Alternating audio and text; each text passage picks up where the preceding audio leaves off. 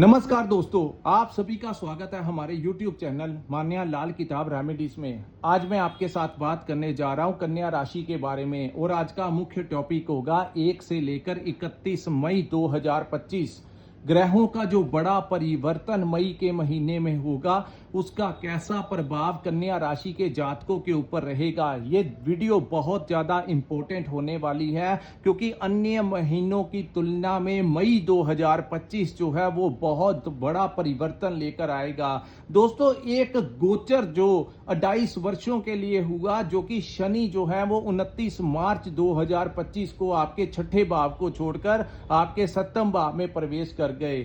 उस समय वीडियो में मैंने आपको कहा था कि शनि जब भी किसी भाव में जाते हैं तो सीधी चाल चलने में 1 से 1.5 महीना लगा देते हैं। तो ये जो 1.5 महीने का समय पूर्ण होगा वो मई के महीने में ही होगा।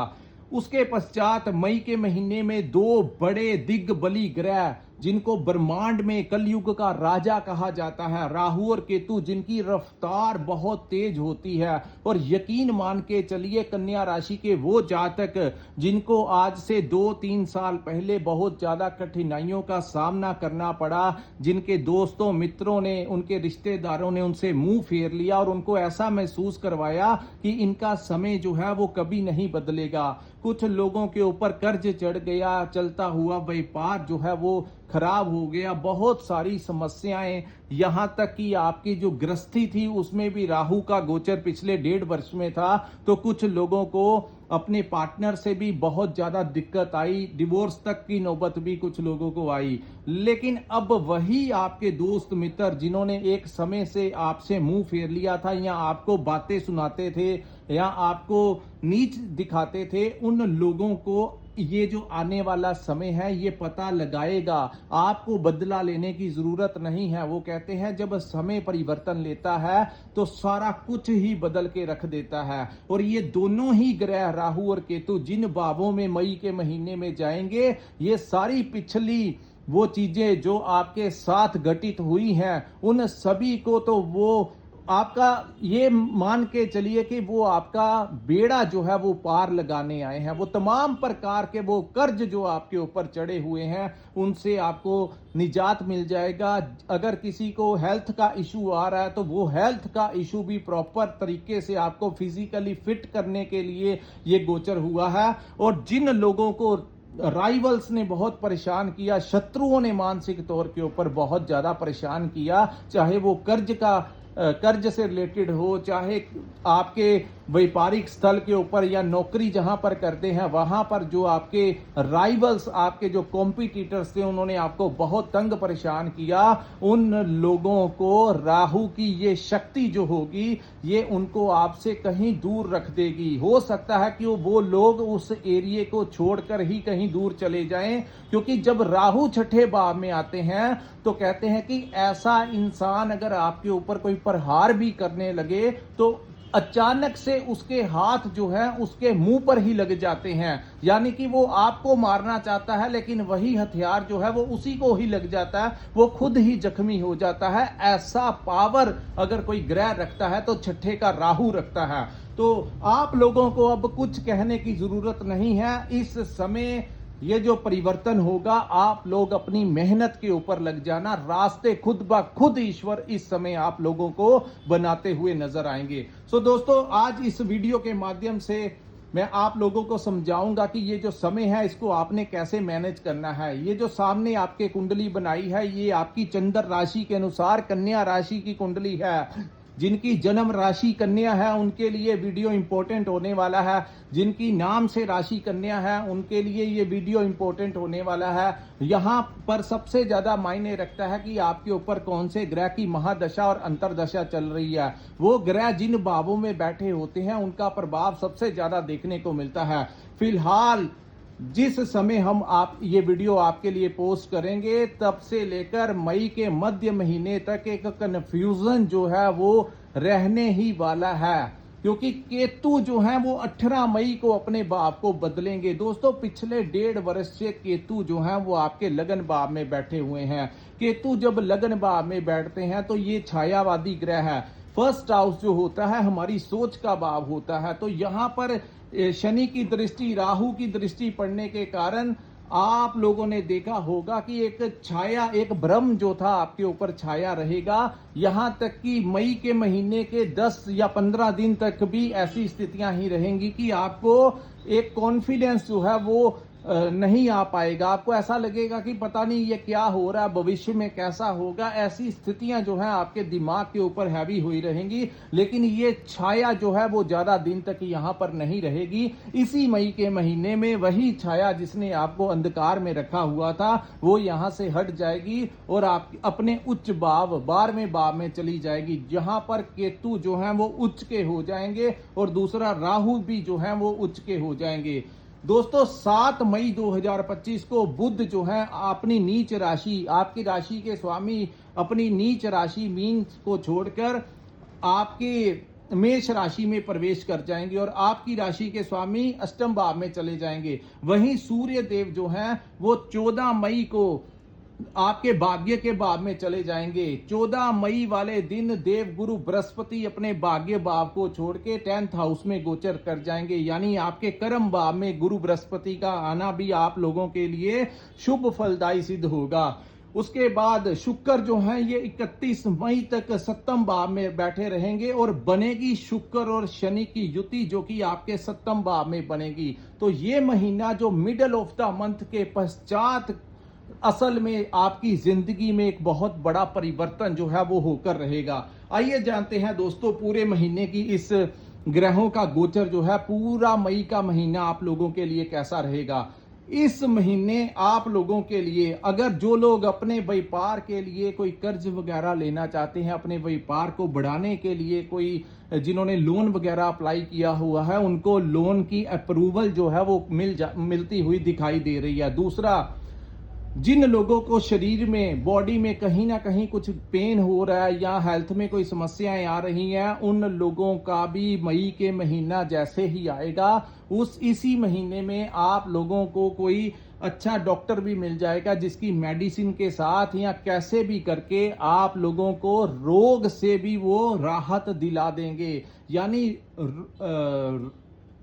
लोन आपके रोग और आपकी जो शत्रु हैं इन सभी का नाश जो है वो मई के महीने में ऐसी स्थितियां आप के लिए होने वाली हैं। कंपटीशन आपका जरूर बढ़ेगा लेकिन किसी की इतनी हिम्मत नहीं होगी जो आपका कुछ बिगाड़ पाए। यहां पर दोस्तों राहु जो है आने से पहले ही अपना प्रभाव देना शुरू कर देंगे। सो छठा भाव जो है वो पूर्ण तरीके से एक्टिवेट हो जाएगा और यही राहु छठा भाव बेस्ट प्लेसमेंट है इनकी इस समय कुंडली में।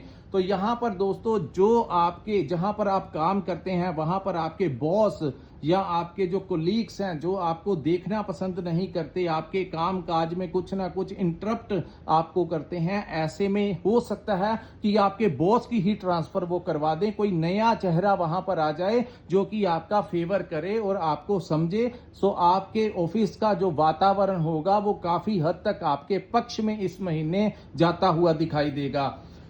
उसके पश्चात हम बात करेंगे बिजनेस में आप लोगों को बहुत अच्छा सक्सेस मिलेगा। खास करके जिन लोगों का इंपोर्ट एक्सपोर्ट का काम है उन लोगों को बड़ा लाभ मिलेगा। सोशल मीडिया के साथ जुड़े हैं, ऑनलाइन कोई काम करते हैं, उन लोगों को बहुत बड़ी फायदा मिलेगा। विदेशी मुद्रा के साथ अगर आपका कोई काम है तो वो लोग बहुत ज्यादा सक्सेस जो है इस महीने उन लोगों को मिलती हुई नजर आएगी। So middle of the month के पश्चात असल में आपके सितारे जो होंगे वो आपका पक्ष कर जाएंगे।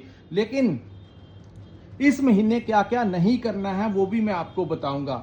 उसके बाद बात करेंगे दोस्तों शनि और शुक्र की युति की। शनि और शुक्र जो हैं ये सप्तम भाव में पूरी पावर के साथ आप लोगों को जबरदस्त इफेक्ट यहां पर देते हुए नजर आएंगे। शनि और शुक्र जो है यहाँ पर दोस्तों 7th हाउस जो होता है ये हमारे पार्टनरशिप का भाव होता है।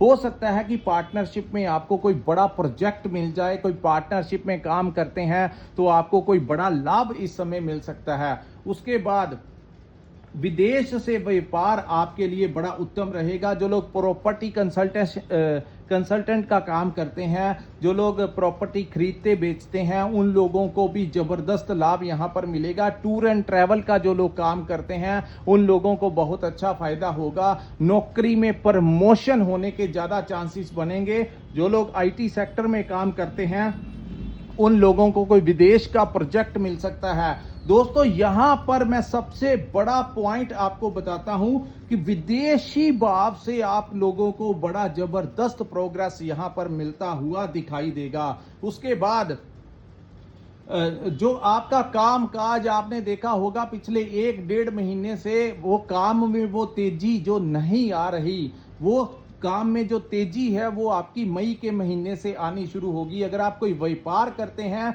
तो वहां पर भी स्थितियां एकदम से बदल जाएंगी, आपके क्लाइंट्स बढ़ जाएंगे, आपको कोई नया टेंडर, कोई नया प्रोजेक्ट आपको मिल सकता है।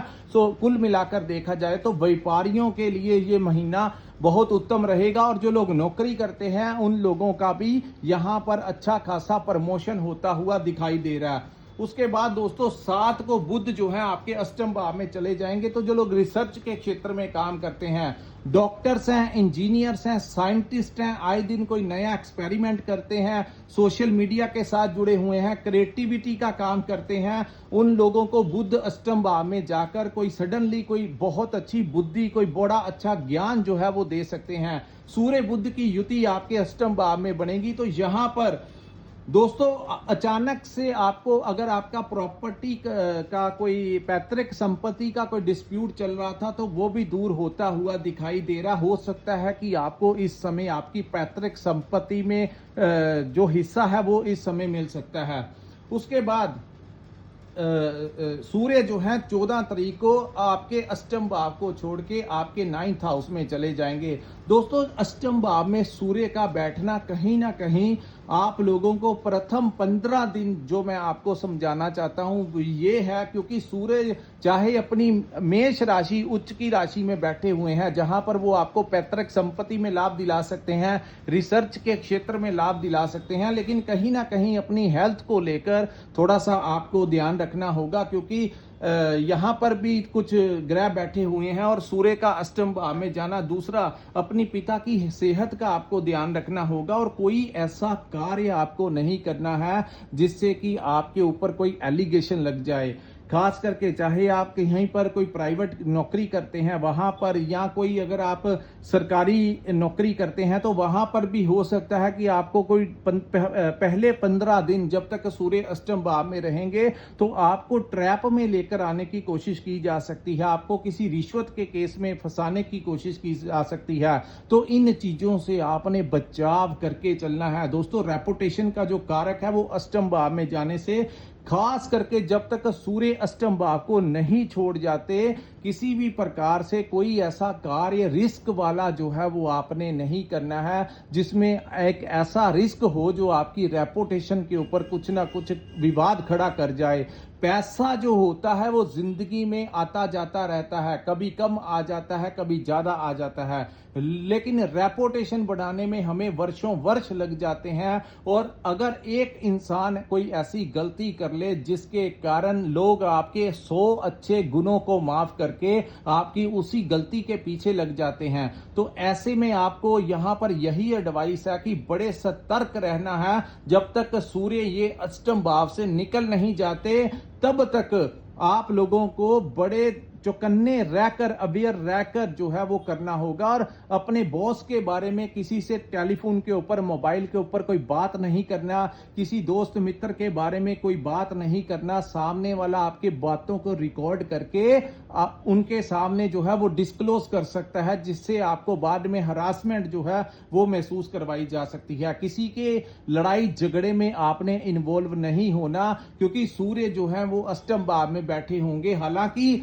उन लोगों ज्यादा कष्टकारी यहां पर नहीं है, मैं बार बार कहता हूं कि वो मेष राशि में उनका गोचर है, लेकिन फिर भी सूर्य जहां पर आपको अन्य तरीकों से वो फायदा देंगे, आपकी कम्युनिकेशन से आपको फायदा देंगे, ट्रेडिंग के काम में, मार्केटिंग के काम में अचानक से आपको क्लाइंट्स मिल जाएंगे। जो लोग कंसल्टेंसी का काम करते हैं उनको भी अचानक से, नए स्टूडेंट्स कोचिंग सेंटर चलाते हैं, अचानक से वो बहुत बड़े लाभ यहां पर देते हुए नजर आएंगे। लेकिन कहीं ना कहीं आपसे कुछ गलतियां यहां पर वो ना करवा दे जो आपकी छवि को खराब कर दे। उसके बाद सूर्य जो है वो आपके 9th हाउस में चले जाएंगे। जैसे ही 14 तारीख का समय आएगा, गुरु आपके भाग्य भाव को छोड़ के आपके कर्म भाव में चले जाएंगे और सूर्य चले जाएंगे आपके 9th हाउस में। तो यहां पर सूर्य का बैठना दोस्तों आपके भाग्य में तो आपको मजबूती देगा, आपके अटके हुए काम जो है वो पूरे होने लगेंगे। लेकिन कहीं ना कहीं सूर्य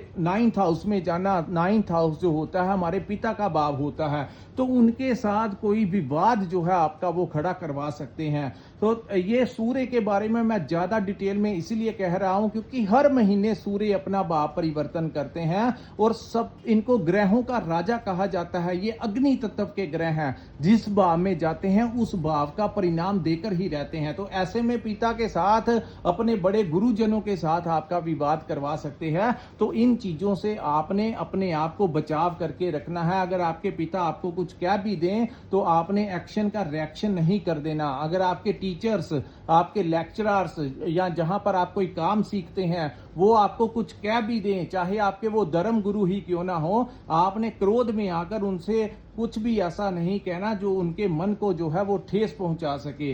अन्य मामलों में भाग्य का आपको साथ मिलेगा। सूर्य आपके लिए यहां पर बहुत अच्छा फल देंगे। उसके बाद हम बात करेंगे दोस्तों देवगुरु बृहस्पति के बारे में। 14 मई को ज्ञान के देवता गुरु का यहां पर जाना, और दोस्तों सबसे बड़ी बात, गुरु की उच्च की दृष्टि जो है आपके 4th हाउस में बढ़ेगी। तो घर में जो तनाव का माहौल छाया हुआ था, सुखों में वृद्धि होगी। 4th भाव जो होता है सुखों का भी भाव होता है। माता की सेहत में सुधार होगा।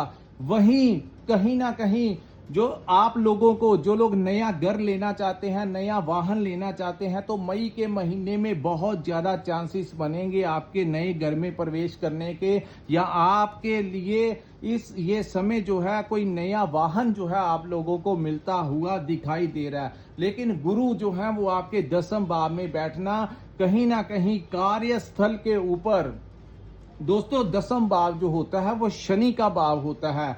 यहां पर जब भी गुरु बैठते हैं तो कहा जाता है कि ऐसे में अपने वर्क प्लेस के ऊपर भी आप लोगों को बिना मतलब के किसी को एडवाइस नहीं देनी। अपना ज्ञान जो है अपने पास रखना है, फ्री में किसी को एडवाइस नहीं देनी। दूसरी बात, आप लोगों को यहां पर ज्यादा लोगों की मदद नहीं करनी चाहिए।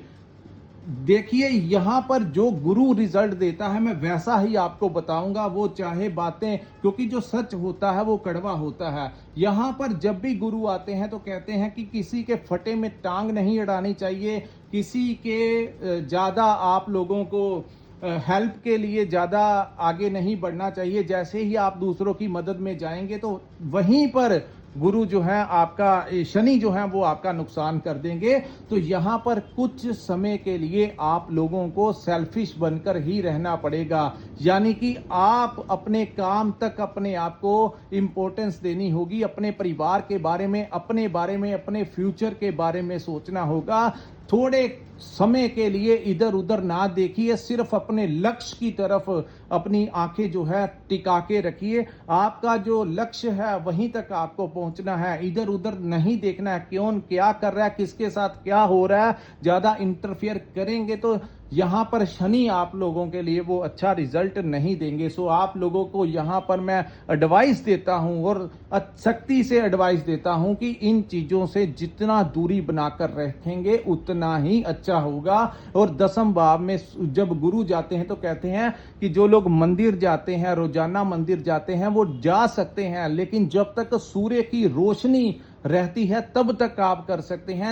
अंधेरे के समय पर आपका धार्मिक स्थानों के ऊपर जाना आप लोगों के कर्म स्थान के लिए अच्छा नहीं होगा। सो आप लोगों को अगर आप रोजाना टेंपल जाते हैं, मंदिर जाते हैं, या जहां पर भी आप जाते हैं, आप तब तक जा सकते हैं जब तक सूर्य जो है वो अपनी रोशनी दे रहा है। उसके पश्चात जैसे ही अंधेरे का समय आएगा, आप ज्यादा धार्मिक कार्य करना आप लोगों को के लिए, जब तक गुरु यहां पर बैठे हैं, आप लोगों को रुकना होगा, वही आपके लिए अच्छा रहेगा। उसके बाद हम बात करेंगे दोस्तों मंगल ग्रह के बारे में। मंगल का लाभ भाव में बैठना कहीं ना कहीं आपके लाभ को बढ़ाता हुआ नजर आएगा दोस्तों, आपकी आमदन को बढ़ाता हुआ नजर आएगा।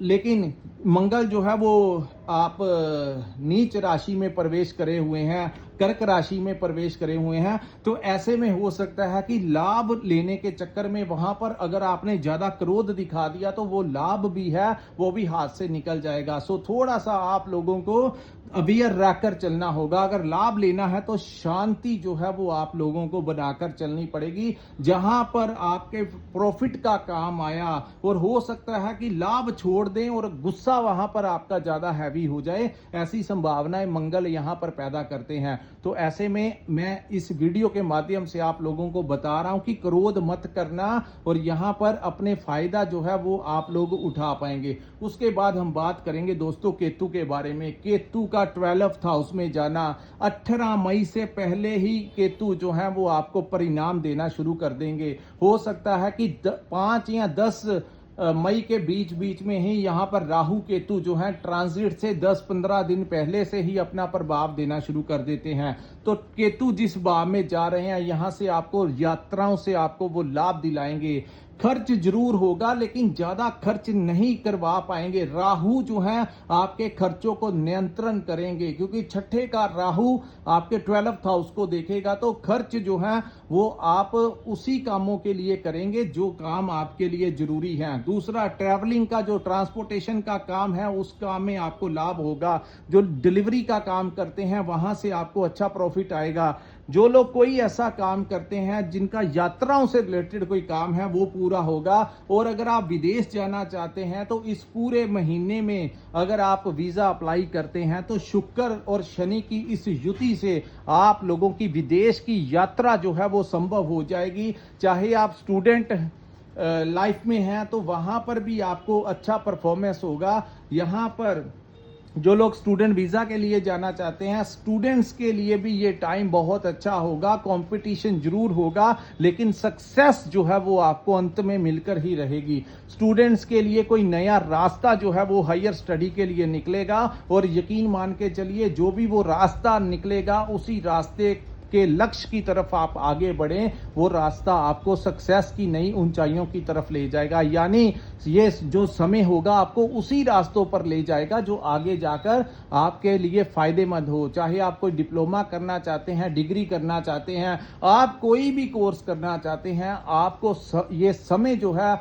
खुद ब खुद आपका मार्गदर्शन करेगा कि आपके लिए कौन सा रास्ता, कौन सी एजुकेशन, कौन सी डिग्री जो है आप लोगों के लिए भविष्य में फायदेमंद रहेगी। वहीं जो लोग विदेश में रहते हैं, उन लोगों ने, जिन लोगों ने पीआर वगैरह अप्लाई किया हुआ है या वहां पर उनको बिजनेस में या नौकरी में समस्याएं आ रही थी, तो मई के महीने में उन लोगों को वहां पर नौकरी मिल सकती है, व्यापार में अच्छी प्रोग्रेस मिल सकती है। और ये वो समय होगा जिन लोगों ने पीआर वगैरह अप्लाई किया हुआ है उन लोगों को यहां पर परमानेंट रेजिडेंस मिलने की भी संभावनाएं हैं। और जहां पर कन्या राशि वाले भौतिक सुख संसाधनों की तरफ अपनी मेहनत करते हुए दिखाई देंगे, वहीं केतु जब 12वें भाव में जाते हैं तो इस भाव को मोक्ष का भाव कहा जाता है। तो आप लोगों की जो आने वाला जो समय होगा वहीं आप लोगों का जो दिमाग होगा वो धर्म की तरफ भी आकर्षित होगा। यानी हर वो समय जब आपके ऊपर आएगा, हर समय आप उस ईश्वर का धन्यवाद करते हुए नजर आएंगे। चाहे आप मंदिर जाकर करते हुए नजर आए, चाहे गुरुद्वारा जाकर करते हुए नजर आए, चाहे मस्जिद में जाकर करते हैं, आप जिस भी धर्म से रिलेटेड हैं, आप उस ईश्वरीय शक्ति के टच में जो है, चाहे आप ध्यान लगाते हुए, मेडिटेशन करते हुए नजर आए, ऐसी अवस्थाएं केतु यहां पर आपको लेकर ही रहेगा। दोस्तों ऐसा होकर ही रहेगा, जैसे ही 12वें भाव में केतु आता है तो अचानक से आप लोगों को वो ऐसी आपका जो मानसिकता है वो धर्म की तरफ भी आपका झुकाव जो है वो करवाएगा। सो ये था मई 2025 का महीना कन्या राशि वालों के लिए कैसा रहने वाला है। अगर आपको ये वीडियो अच्छा लगा हो तो कृपया इस वीडियो को लाइक कीजिए, हमारे चैनल को सब्सक्राइब कीजिए और नीचे कमेंट सेक्शन में कमेंट करके जरूर बताइए कि आपको ये वीडियो कैसा लगा। और जिन लोगों ने अपनी कंसल्टेंसी लेनी होगी, जो लोग अपनी कुंडली का विश्लेषण करवाना चाहते हैं, स्क्रीन के ऊपर जो नंबर दिया है वहां पर आप हमें व्हाट्सएप के ऊपर मैसेज कर सकते हैं और अपनी कुंडली का पूर्ण विश्लेषण करवा सकते हैं। इसी के साथ इस वीडियो को मैं विराम लगाता हूं। नमस्कार, जय माता दी।